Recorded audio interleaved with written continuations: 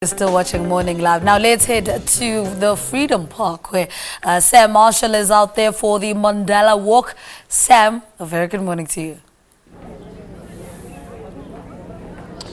Good morning to you, Lebo, and good morning to the viewers once again. Now, prior to the former President Nelson Mandela's body, the funeral in Kuno, I should say, last year, the body laid in state with thousands being able to view that body. But on the way to the Union buildings, it passed a lot of heritage sites, and that's kind of the route we're walking this morning, 5.6 kilometers to be exact. Along the way, we passed Freedom Park, where we're broadcasting from today. We also went past the Palace of Justice.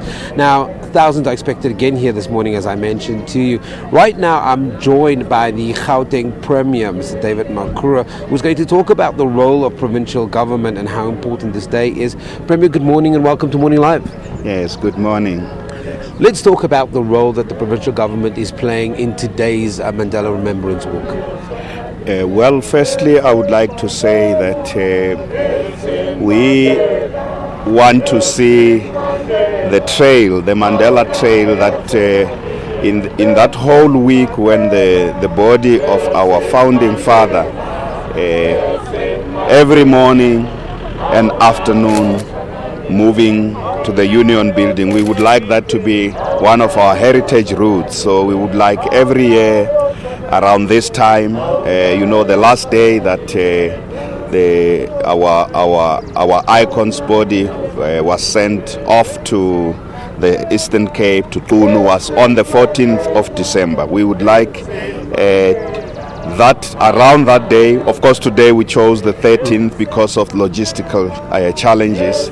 We would like around that day, that last day, that the body of the founding father of our democracy left our province. We would like that day to be remembered by everybody. So today we have been working with the foundation to ensure that this remembrance walk is essentially the trail, that thousands and thousands of our people were lining up the streets. That's exactly where we're going to be walking today, lining the streets every day, long queues, symbolic of 1994 elections. I remember a year ago around the city of Tshwane, there were long queues every day along this trail that we are going to be walking today, as a way of our people showing how grateful they are for Tata's contribution to our struggle. One of the important things we say is that he dedicated his life unsparingly to the most sacred of all human causes, and that is the liberation of humankind from all forms of oppression, discrimination, and marginalization. So we would like even future generations, on a day like this, people are not just coming out to walk, but they are saying, you know what, thank you, Tata, for your contribution. Thank you for all the sacrifices you have made, the years you spent in prison, and everything you did for the nation to be where it is today. So as a provincial government working with the city of Tshwane, we would like this trail to be a heritage route for future generations, young and old, to remember Tata on this day, that this is the day, as I say, the exact date is the 14th of December, but the day that he left the shores of our province, which is the province that essentially made Tata this great leader. He came from the Eastern Cape. He came here as a mine worker. He became a student. He became a leader, and the rest is history, as they say. Maybe let me come in there very quickly, because I also want to talk about the significance of the heritage sites that we are passing on the route to the Union buildings. In many ways, this is an opportunity to teach the generation of now about the other things. For example, the 1956 Women's March. We're here for an auspicious moment in history, but there's an opportunity here to also educate. Yes. Well, firstly, we're starting at Freedom Park, which is also a very important site, heritage site, and as we were saying, the trail will go through the women's what will become the Women's Monument. It's still under construction now.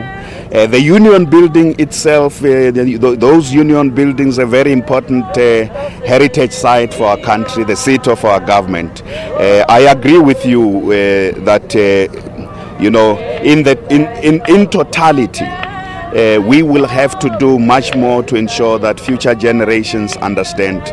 One of the key programs of our provincial government is what we call the Heritage Program, which will see different parts of our province, and I would say even different parts of our country. There's a very rich history of the struggle against colonialism, the struggle against apartheid, and you know what, just struggles of communities to survive and get ahead with their own lives. That's something very important that we have to appreciate as a country. And there are many heroes and heroines along the way. Tata always reminded us that he is not the only one and that he was part of a collective. So indeed we want to make sure that in the collective memory of our nation, all the men and women who fought for freedom are remembered, and their legacies are upheld by those of us who are remaining behind. Premier, we're going to leave it there, but thank you very much for joining me this morning. Of course, that's the Gauteng Premier, David Makura, who's going to be part of the leading part of the procession from Freedom Park all the way to the Union Buildings, where Tata Madiba's body laid in state, and thousands viewed it. As I mentioned, it's roughly about 5.6 kilometers, just under 6 kilometers, that will be walking this morning. Let's go back to the studio.